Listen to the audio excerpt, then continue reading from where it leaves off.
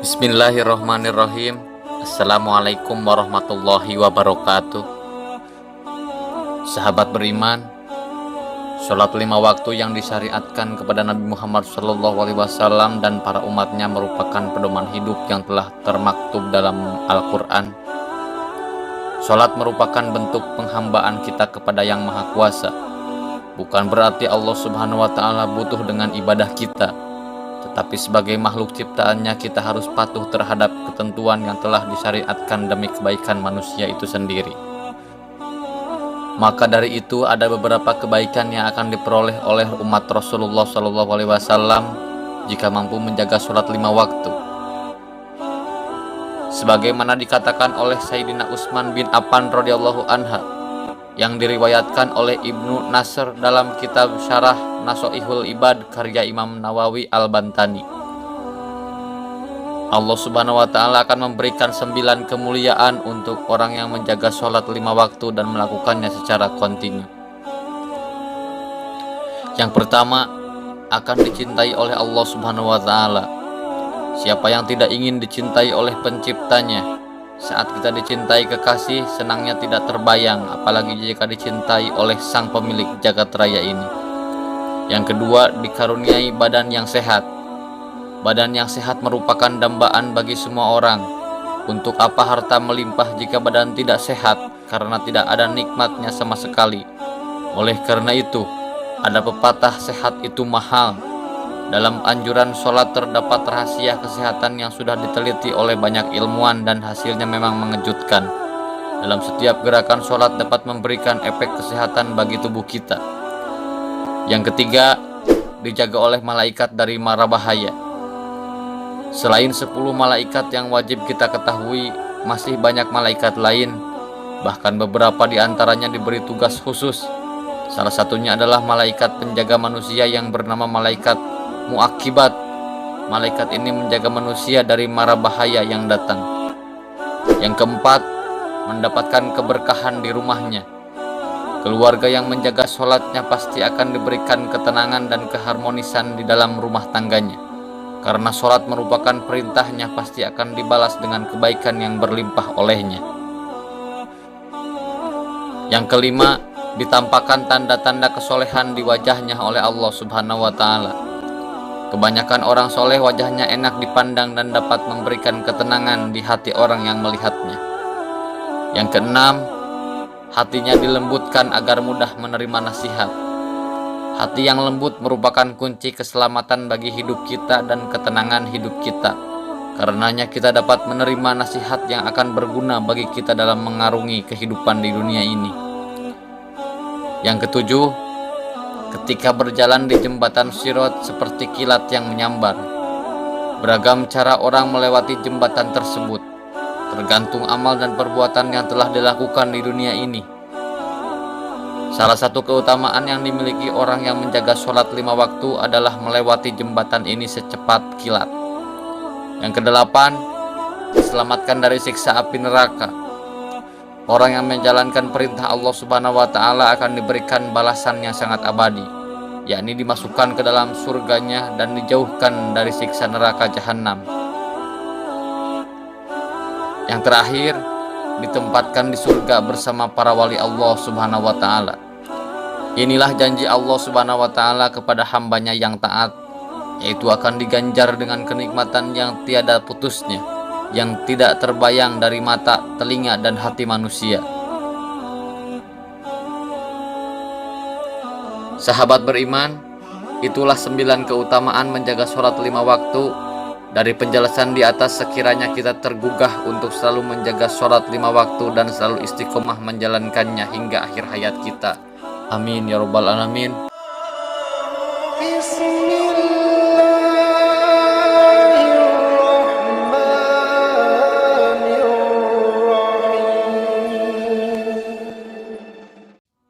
Bismillahirrahmanirrahim.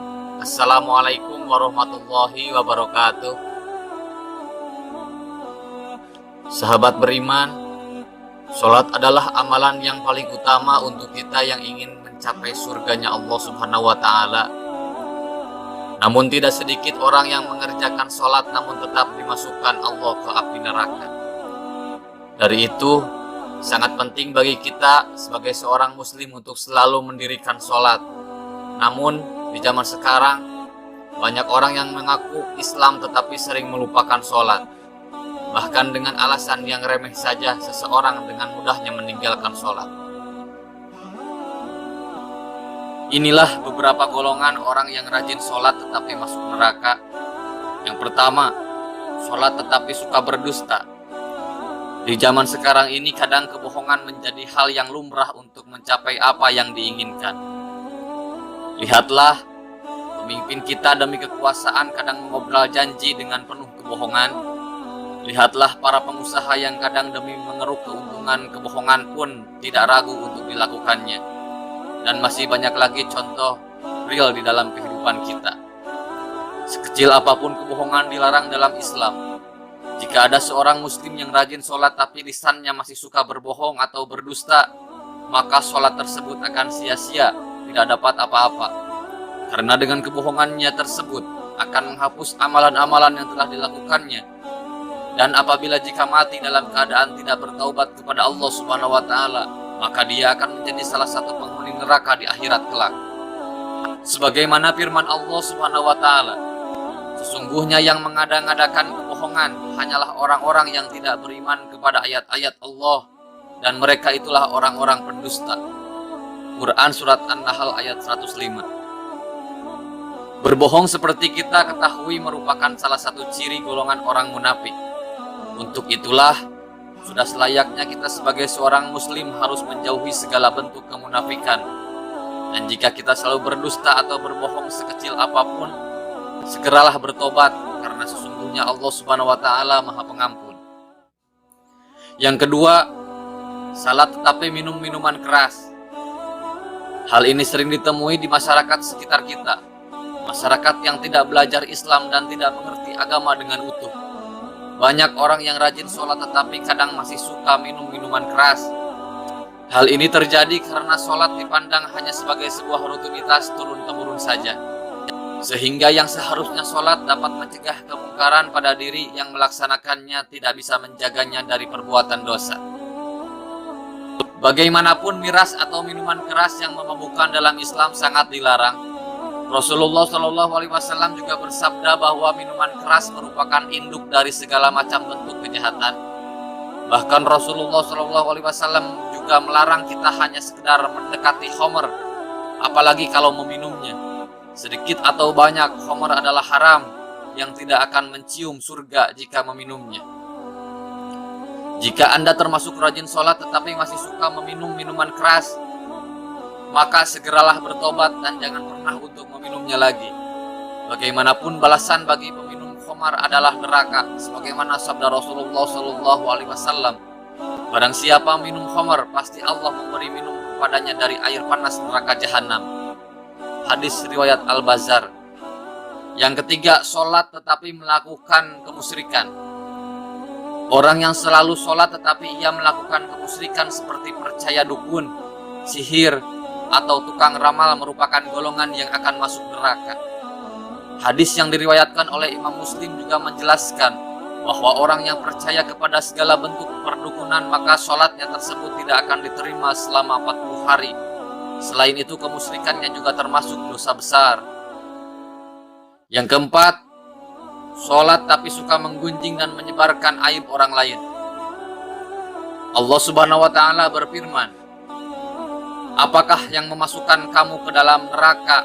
Mereka menjawab, "Kami dahulu tidak termasuk orang-orang yang mengerjakan sholat, dan kami tidak pula memberikan makan orang miskin, dan adalah kami membicarakan yang batil bersama dengan orang-orang yang membicarakannya, dan adalah kami mendustakan hari pembalasan hingga datang kepada kami kematian, maka tidak berguna lagi bagi mereka syafaat dari orang-orang yang memberikan syafaat."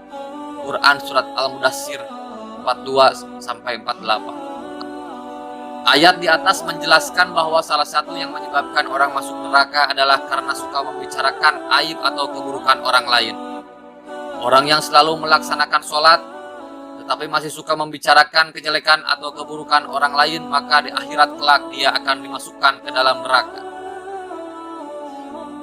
Yang kelima, sholat tetapi mengabaikan anak yatim.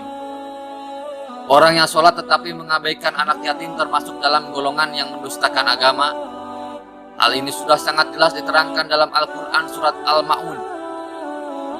Dalam surat Al-Ma'un salah satunya menerangkan kepada kita bahwa meskipun kita rajin sholat, tetapi kalau abai dan menyia-nyiakan anak yatim, maka kita termasuk golongan-golongan yang akan menjadi penghuni neraka. Naudzubillah min dzalik.